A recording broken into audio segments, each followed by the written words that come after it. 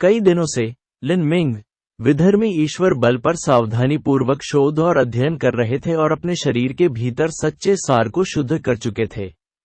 हालांकि उनकी खेती में बहुत अधिक वृद्धि नहीं हुई थी, लेकिन उनकी कुल ताकत में वास्तव में नाटकीय वृद्धि हुई थी।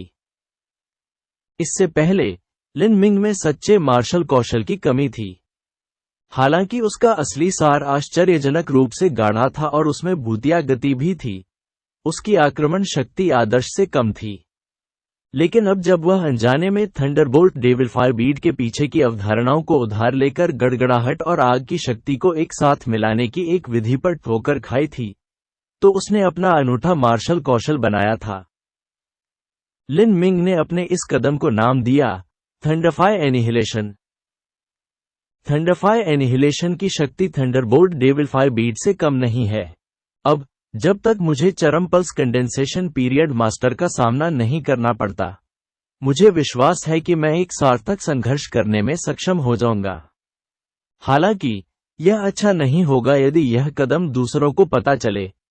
कोई भी विश्वास नहीं करेगा कि यह क्षमता मैंने खुद बनाई है। अगर मुझ पर मौत के कगार तक पहुंचने का दबाव नहीं डाला जा रहा है, तो मुझे ये कदम इतनी आसानी से नहीं उठाना चाहिए। हालांकि थंडर एनिहिलेशन में जबरदस्त आक्रामक शक्ति थी। केवल एक बार इसका उपयोग करने से उसके शरीर के भीतर 40 से 50% वास्तविक सार खत्म हो जाता था। संसाधनों की खपत बहुत अधिक थी। यदि वह इसका उपयोग करता है, तो उसे यह गारंटी देने में सक्षम होना होगा कि हमले से दुश्मन एक ही बार में मारा जाएगा, अन्यथा वह अत्यंत गंभीर स्थिति में होता। जब लिन मिंग अपनी इस नई क्षमता का सर्वोत्तम उपयोग करने की योजना बना रहे थे, तो उनके सामने एक ध्वनि संचारित ताबीज जल उठा। जैसे ही बैंगनी लाल लपटें चमकी और विलुप्त हो गईं, लिन मिंग आवाज सुनकर आश्चर्यचकित हो गए। यह किन्जिया 7 प्रोफाउंड मार्शल हाउस मास्टर था। ध्वनि प्रसारित करने वाले तावीज का संदेश बहुत सरल था। वह लिन मिंग को पीछे के पहाड़ों में तलवार बांस के बगीचे में देखना चाहता था। लिन मिंग ने भारी गहरा नरम भाला हटा दिया और तुरंत तलवार बांस के बाग की ओर चल दिया। रात हो चुकी थी। रात का धुंधला आसमान एक इंद्रधनुषी पर्दे की तरह था जो दुनिया पर गिरा हुआ था। आकाश में तारे चमक रहे थे और बांस के झुरमुट में ठंडी हवा चल रही थी जिससे गिरे हुए पत्तों में सरसराहट हो रही थी। जैसे ही लिन मिंग तलवार बांस के बगीचे के किनारे पर पहुंचे, उन्होंने देखा कि किन्जिया एक लंबी सितार लेकर वहां खड़ी थी। वह सीधा खड़ा था और उसकी लंबी दाढ़ी और नीला वस्त्र तेज हवा में नाच रहे थे। उनका आचरण असाधारण और कालजयी था। मार्शल हाउस मास्टर, लिन मिंग ने आदरपूर्वक प्रणाम किया। मैंने आपको आज यहां बुलाया है क्योंकि कुछ मामले हैं। किन्जिया धीरे से मुड़ी। उनकी आवाज में वही अजीब शांति देने वाली गुणवत्ता थी जो पहले थी और सुनने में बहुत आरामदायक थी। उसने अपनी उंगलियां हिलाईं और एक सुनहरी रोशनी लिन मिंग के हाथों में पड़ी। लिन मिंग ने सुनहरा टोकन प्राप्त किया और उस पर नजर डाली। उस पर 2 शब्द लिखे थे, 7 गहन। क्या ये 7 गहरा फरमान हो सकता है? लिन मिंग को याद आया कि जब एल्डर वांग ने उन्हें 7 प्रोफाउंड डिक्री सौंपी थी, तो उनके हाथ में इसके समान एक टोकन भी था। किन्जिया ने कहा, मैं आपकी वर्तमान क्षमता से बहुत संतुष्ट हूं। आप इस 7 गहन आदेश को लेंगे और हुलुओ राष्ट्र के भीतर सेराफिक तालाब पर्वत पर जाएंगे। वहां पवित्र जल का एक कुंड है जिसे सेराफिक तालाब कहा जाता है। सेराफिक तालाब में अत्यंत शुद्ध सच्चा सार समाहित है। ये हॉटियन क्षेत्र के अंतर्गत आने वाले किसी भी व्यक्ति के लिए बहुत फायदेमंद है। जब तक आप इसे पा सकते हैं, यह आपको पल्स कंडेंसेशन अवधि से गुजरने में मदद करेगा। हालांकि सेराफिक तालाब के भीतर सच्चे सार की शक्ति सीमित है। हर साल केवल 3 या 4 लोग ही इसका उपयोग कर सकते हैं। आपके लिए यह अवसर पाने में मुझे बहुत कठिनाई हुई। आपको इसे संजोना चाहिए और साधना के बड़े क्षेत्रों की ओर प्रयास करना चाहिए। कुछ समय बाद मुख्य संप्रदाय स्काई फॉर्चून किंगडम के 7 प्रोफाउंड मार्शल हाउस और आसपास के कई देशों के बीच एक टूर्नामेंट आयोजित करने के लिए कुछ लोगों को भेजेगा। जब वह समय आएगा, मैं चाहता हूं कि आप उस टूर्नामेंट में प्रवेश करें और मेरे स्काई फॉर्चून किंगडम के मार्शल हाउस के लिए एक छोटे से चेहरे के लिए लड़ें। सेराफिक तालाब पर्वत। जैसे ही लिन मिंग ने ये सुना, वह तुरंत चौकन्ना हो गया। उन्हें हुलुओ राष्ट्र के सेराफिक तालाब के बारे में पहले से ही कुछ जानकारी थी। सेराफिक तालाब पर्वत एक दुर्लभ पवित्र आध्यात्मिक भूमि थी, और जिस शिखर पर सेराफिक तालाब स्थित था वह वहां के सभी आध्यात्मिक सार का केंद्र था। कौन जानता था कि कितने लोग हर साल इस पवित्र जल का लक्ष्य रखते थे। हुलुओ राष्ट्र स्काई फॉर्चून किंगडम से बहुत बड़ा था, और उनके पास कई और मार्शल कलाकार भी थे। यदि सेराफिक पॉन्ड माउंटेन पर जाने के लिए 3 या 4 लोगों की सीमा होती, तो उसका चयन संभवतः कैसे किया जा सकता था।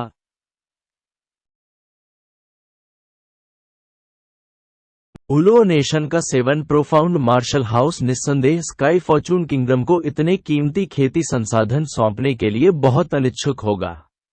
मार्शल हाउस मास्टर ने उसके लिए स्थान प्राप्त करने के लिए किस प्रकार की विधि का प्रयोग किया था।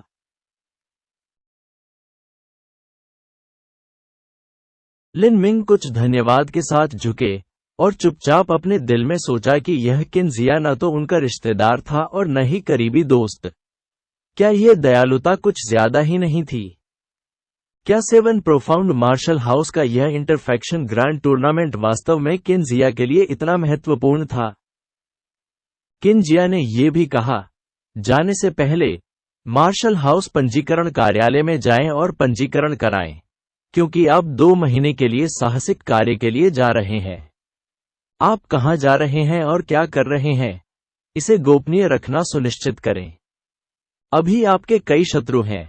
7 प्रोफाउंड मार्शल हाउस को एक सुरक्षित क्षेत्र माना जा सकता है, लेकिन एक बार जब आप 7 प्रोफाउंड मार्शल हाउस छोड़ देंगे, तो आप खतरे में पड़ जाएंगे। इसलिए किसी को भी यह जिक्र न करें कि आप सेराफिक तालाब जा रहे हैं।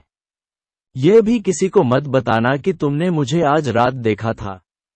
मैं रास्ते में आपकी सुरक्षा के लिए एक गुरु भेजूंगा, इसलिए सुनिश्चित करें कि आप कम महत्वपूर्ण उपस्थिति बनाए रखें और कोई परेशानी न खड़ी करें। यह शिष्य समझता है, लिन मिंग ने सम्मानपूर्वक कहा।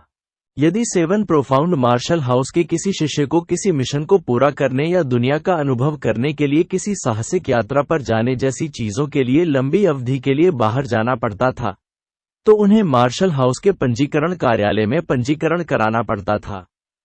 अन्यथा, यदि कोई शिष्य बिना किसी स्पष्टीकरण के बहुत लंबे समय तक गायब रहता है, तो 7 प्रोफाउंड मार्शल हाउस जांच करेगा। ये सब मार्शल हाउस के शिष्यों की सुरक्षा सुनिश्चित करने के लिए था। 3 दिनों में ट्रैवल पीक पर जाएं। वहां कोई तुम्हारा इंतजार कर रहा होगा। याद रखें, अपना स्थान गुप्त रखें। किनजिया ने यह कहा और फिर चली गई। हाँ, इस शिष्य को याद होगा। लिन मिंग झुक गए। इसे देखते हुए किनजिया ने आज उस पर बहुत बड़ा उपकार किया था। हालांकि लिन मिंग को लगा कि स्थिति में कुछ गड़बड़ है, लेकिन जो गलत था उस पर वह अपनी उंगली नहीं रख पा रहे थे। जब मैं हुलुओ राष्ट्र के सेराफिक तालाब पर्वत पर पहुंचूंगा, तो क्या वे वास्तव में मुझे इस 7 प्रोफाउंड टोकन के साथ एक स्थान देंगे?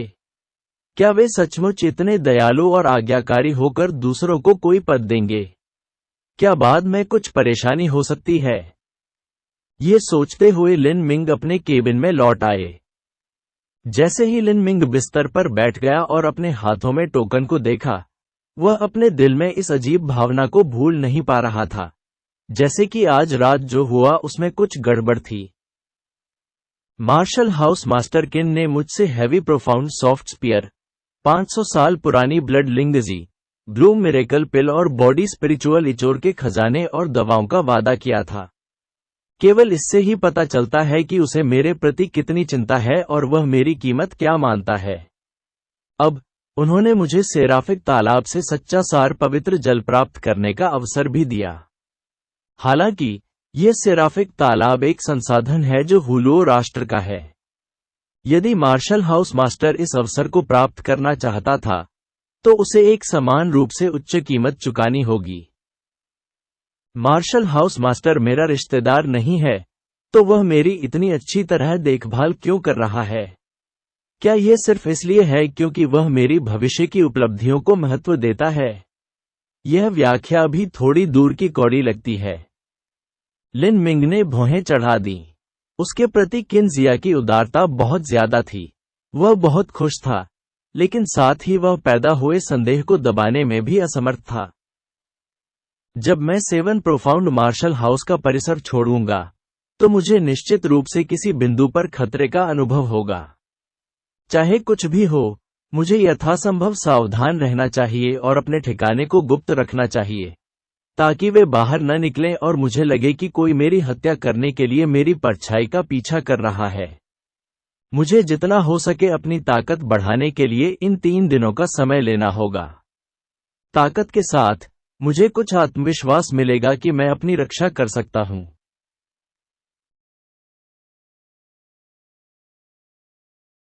ये सोचते हुए लिन मिंग ने 500 साल पुराने ब्लड लिंगजी को अपनी स्थानिक अंगूठी से बाहर निकाला। उसके शरीर के वास्तविक सार की अशुद्धियां पहले ही शांत और पिघल चुकी थीं। 2 शीर्ष स्तरीय गोलियां जो उसने पहले खाई थीं, उनके दुष्प्रभाव पूरी तरह से साफ हो गए थे। अब बारी थी इस 500 साल पुराने ब्लड लिंगजी को लेने की। 500 साल की लिंगजी एक मार्शल कलाकार की रक्त जीवन शक्ति को पूरक करने और उनकी ताकत और मार्शल आर्ट की खेती को बढ़ाने में सक्षम थी। लिन मिंग ने रक्त लिंगजी को निगल लिया। एक साधारण लिंगजी का स्वाद कॉक जैसा होगा और इसे चबाने में भी काफी समय लगेगा। हालांकि उसके मुंह में 500 साल पुराना रक्त लिंगजी बढ़िया मांस जैसा था। यह मलाईदार, गीला था और आसानी से उसके गले से नीचे उतर गया। जैसे ही उसने इसे अपने पेट में निगल लिया, लिन मिंग को अपने पेट से रक्त ऊर्जा की एक जोरदार और विपुल सूजन महसूस हुई जो उसकी मेरिडियन रेखाओं और उसके पूरे अंगों में फैल गई। भारी मात्रा में जोरदार और ऊर्जावान रक्त बह गया और लिन मिंग को चक्कर आ गया। इस प्रकार का चक्कर आना बिल्कुल ऐसा था मानो वह बहुत देर तक भाप कमरे में रहा हो। अंदर खून सतह पर आ जाएगा और इससे व्यक्ति का दिमाग चकरा जाएगा। यह स्थिति कुछ वैसी ही थी। तीव्र रक्त ऊर्जा के निरंतर प्रवाह के साथ लिन मिंग को चक्कर का विस्तार महसूस हुआ, जैसे कि उसका मस्तिष्क फट रहा हो। उसका चेहरा लाल हो गया और उसके मुंह से गर्म भाप निकली। उसके शरीर से तीव्र गर्मी निकलने लगी और उसकी त्वचा अधिक से अधिक लाल होती जा रही थी। ऐसा लग रहा था मानो हजारों छोटी छोटी चोटों से उसका खून बह रहा हो। ऐसा इसलिए था क्योंकि उसके अंदर का तीव्र रक्त बहुत तेज था और यह उसके शरीर की सभी छोटी रक्तवाहिकाओं से रिसना शुरू हो गया था, जिसके कारण अंततः ये घटना हुई। लिन मिंग के पूरे शरीर पर पसीना आने लगा और यहां तक कि खून के बहाव के कारण उसका पसीना भी लाल हो गया। ये देखकर लिन मिंग ने खून को बाहर निकलने से रोकने के लिए तुरंत अपने शरीर के सभी छिद्र बंद कर दिए। जो रक्त बह रहा था उसमें रक्त लिंगजी की शक्ति समाहित थी। इसे बर्बाद करना किसी के लिए भी बहुत दयनीय होगा। हालांकि लिन मिंग के पूरे शरीर से खून बह रहा था, फिर भी उसे कोई दर्द महसूस नहीं हुआ। उसे केवल हल्का सा चक्कर महसूस हुआ। ब्लड लिंगजी की तुलना में क्रिम्सन गोल्ड ड्रैगन मेरो पिल और गोल्डन स्नेक स्कारलेट पिल बेहद खतरनाक और शक्तिशाली दवाएं थीं, जबकि ये दोनों दवाएं अत्यधिक गर्म और अत्यधिक ठंडी थीं। ऐसा इसलिए था क्योंकि इनका उपयोग सीधे मांसपेशियों को धोने और मज्जा को शुद्ध करने के लिए किया जाता था। ब्लड लिंगजी के बहुत हल्के दुष्प्रभाव थे, क्योंकि इसका उपयोग केवल रक्त जीवन शक्ति को पूरक करने के लिए किया गया था। लिन मिंग ने ट्रू प्राइमल कैओस फॉर्मूला को घूमना शुरू किया और इस तरह वह 5 घंटे तक ध्यान में बैठे रहे जब तक कि आकाश में सूरज उज्ज्वल नहीं हो गया। उसके शरीर को ढकने वाली लाल लाली पहले ही धीरे धीरे कम होने लगी थी। लिन मिंग ने रक्त लिंगजी की रक्त जीवन शक्ति का लगभग 70 या 80% अवशोषित कर लिया था। जैसे ही लिन मिंग ने अपने वास्तविक सार पर विचार किया, उन्हें पता चला कि उनके शरीर के भीतर सच्चे सार की भारी कमी थी। ये कमी इसलिए नहीं थी क्योंकि उसका असली सार खत्म हो चुका था, बल्कि ऐसा इसलिए था क्योंकि लिन मिंग का शरीर अधिक शक्तिशाली हो गया था, इसलिए वह अधिक सच्चे सार को समायोजित करने में सक्षम था। यदि सच्चे सार की तुलना पानी से की जाए, तो शरीर वह जलाशय होगा जो पानी को धारण करने में सक्षम है। ताकत प्रशिक्षण से लेकर मांस प्रशिक्षण, आंत प्रशिक्षण से लेकर मांसपेशियों को बदलने से लेकर हड्डी बनाने तक और अंत में पल्स कंडेंसेशन तक, जैसे जैसे प्रत्येक चरण में खेती की जाती है, जलाशय का विस्तार और गहरा होता जाएगा। इस प्रकार एक बार धारण किए जा सकने वाले सच्चे सार की मात्रा हालांकि लिन मिंग की वर्तमान खेती नहीं बढ़ी थी, उसके शरीर में रक्त की जीवन शक्ति एक मजबूत जलते स्टोव की तरह थी। इस वजह से उसके शरीर में भंडार साधना के समान स्तर के लोगों की तुलना में कहीं अधिक व्यापक और गहरा था, और इसलिए वह जो सच्चा सार धारण कर सकता था वह भी दूसरों की तुलना में अधिक था। इतना ही नहीं, बल्कि उसके रक्त में प्रचुर ऊर्जा होने के कारण उसकी जीवन शक्ति भी अधिक प्रबल थी। उनकी सहन शक्ति बढ़ गई और उनकी शारीरिक शक्ति भी बढ़ गई।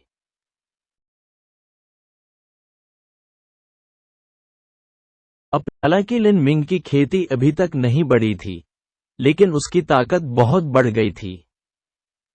मुझे प्रस्थान करने में केवल 2 दिन बचे हैं।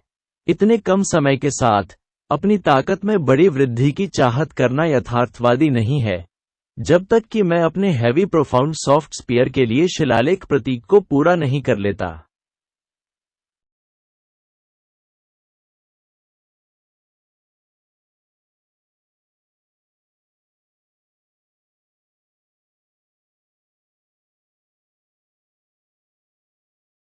मिंग ने हैवी प्रोफाउंड सॉफ्ट स्पीयर को प्राप्त करने के समय से अब तक उस पर कोई शिलालेख चिन्ह नहीं लगाया था। इसका कारण ये था कि वह लगातार खेती में व्यस्त था, और यह भी कि सामग्री ढूंढना मुश्किल था। कुछ दिन पहले मैंने इंस्क्रिप्शन एसोसिएशन से एक बुलेटिन भेजा था। मुझे आश्चर्य है कि अब तक कितनी सामग्रियां एकत्र की जा चुकी हैं।